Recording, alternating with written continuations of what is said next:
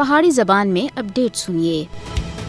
بھارت تے غیر قانونی زیر قبضہ جموں کشمیر وچ قابض بھارتی فوج دی ریاستی دہشت گردی دا سلسلہ جاری ہے۔ مودی حکومت دے ہندوتوا راج وچ بھارتی فوج نہایت ظالمانہ طریقے تھی کشمیریاں دا خون ڈول رہی ہے۔ مقبوضہ کشمیر دے ہر گلی اور کوچے وچ کشمیریاں دے خون دے آثار جڑے ہیں وہ نظر آ رہے ہیں اور فسطائی مودی حکومت سن مقبوضہ علاقے وچ خون ریزی کرنے دے واسطے اپنی ظالم فوج کو مکمل اختیارات دے رکھے ہیں۔ کشمیریاں دی زندگیاں دے کھیڑنے دے واسطے انہاں کو کھلم کھلی چھوٹ دیتی ہوئی ہے۔ ضلع اسلام آباد دے علاقے ڈورو وچ بھارتی فوجیاں دی فائرنگ تھی اور 2 کشمیری شہید ہو گئے ہیں۔ اس طرح اس مہینے وچ ہن تک 8 کشمیری نوجوانوں کو شہید کیتا ہے۔ گزرے ہوئے اپریل دے مہینے وچ بھی قتل و غارت گری دا یہ سلسلہ جاری رہا اور 2 درجن دے زیادہ نہتے کشمیری نوجوانوں کو گولیاں دا نشانہ بنایا گیا۔ اس متنازع علاقے وچ گزرے کئی دہائیاں تے کشمیری عوام کو بھارتی فوج دے ظلم و جبر دا سامنا ہے۔ 1989 تے کہن کے ہن تک بھارتی فوجیاں دے ہاتھوں 96,030 تے زیادہ کشمیری شہید